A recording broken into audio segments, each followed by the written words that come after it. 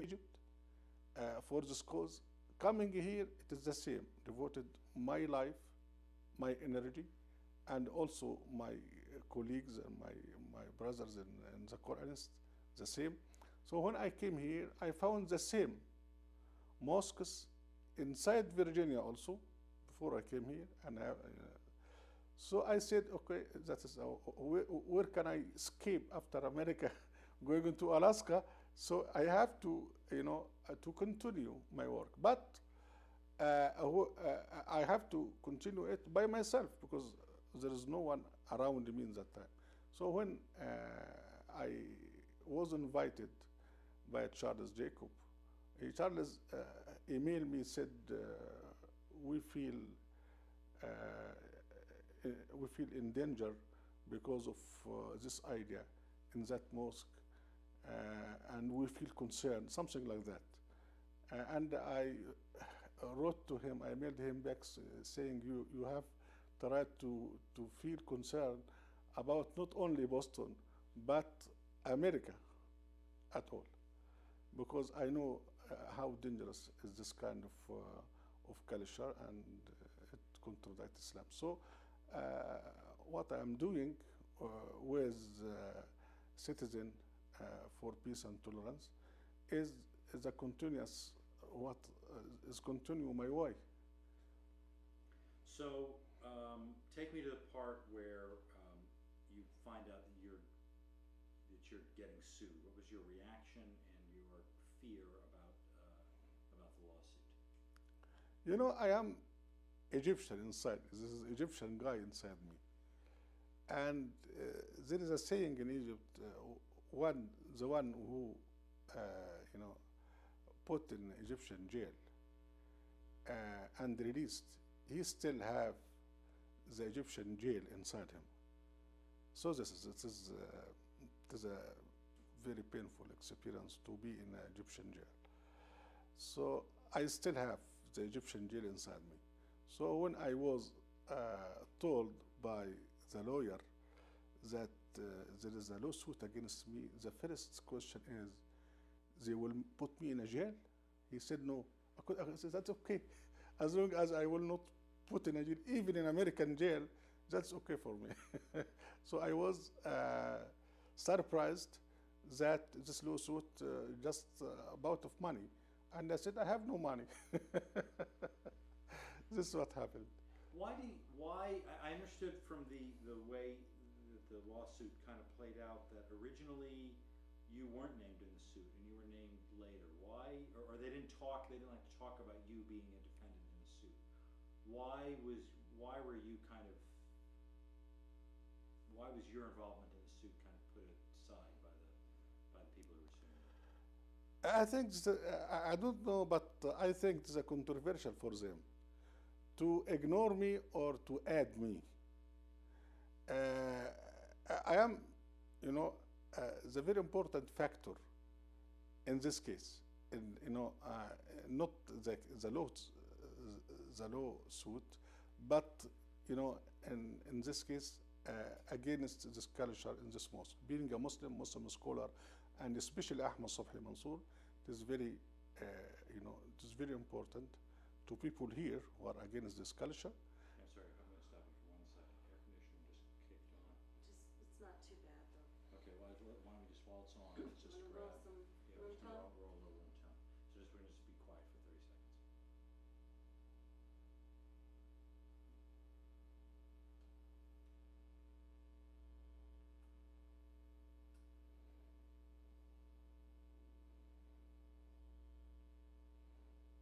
Okay, good, perfect. Okay, thanks. So let's just pick it up from um, the people at the ISBCC or the ISB um, didn't know how to handle me. I was controversial for them in this lawsuit. Yes, because my name, being in this case against the culture of this mosque, is very important. My name as a Muslim scholar and the one who, the founder of the Quranist. So it is controversial to them. to ignore me or to add me in the lawsuit.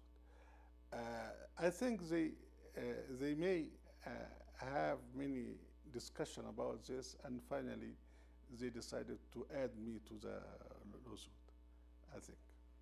And what, I mean, what, did it complicate it because they couldn't, it was harder for them to talk about it being Jews against Muslims or Americans, you know, against, you know, the Muslim persecution? Is that what was the complicating factor? It is complicated in many aspects, but I think one of them is, you know, when there is some discussion about Islam and what is Islam, what is contradict Islam, it will be shameful for them because they are not scholars. Even their scholars, their big scholars like Sheikh Yusuf al-Qaradawi, could not dare to argue with me. What about them? So it is very sensitive to them to, you know, to face me in argument about what is Islam and what contradicts Islam. Talk a little bit, if you can, about this use, about this use of the lawsuit as a tactic here in the United States to shut people up, what they call lawfare. Are you familiar with the concept of and what came out in the case in terms of their trying to shut down criticism, shut down media? Do you think that's... Yes, it is astonished me because I feel that in America, I feel that I can say whatever I can say in the field of religion, as long as I have, you know, my knowledge and I can prove it. And especially when I talk about these people, I said, and I usually say, I am not against the mosque, I am not against the people, I am against the culture itself. And I call them to uphold the real Islam as people work in the mosque, in the Islamic mosque. So why they are suing me for this? This is what make me astonished so much. And in Egypt, you know, they, you know, they arrested me just because, you know, speak out about Islam, what is Islam, and quoting what is in Quran. So it is in Egypt, but here it is a big difference. It is a freedom of speech and freedom of belief. So this makes me very astonished in that time. Okay. One of the ways that this has been characterized is that the people who are criticizing this mosque are Islamophobes. Obviously, you're not an Islamophobe. You're a Muslim. So tell me about this sense, this use of characterizing people as Islamophobic as a way to stop criticism. How do they do it? Why do they do it? And tell me why it obviously doesn't. Those people of this culture of Osama bin Laden are genius in misusing or using this American value of freedom of speech and freedom of belief. They use it or they misuse it for their own interest in genius way. I ask you a question. Not I ask myself, I ask you. Suppose September 11 happened in Iraq in the time of Saddam Hussein, or happened in Egypt, or happened in Libya under Gaddafi rule. What will happen? You know, in Egypt, in other Arabic states, they arrest some people just because one relative of them is against the government.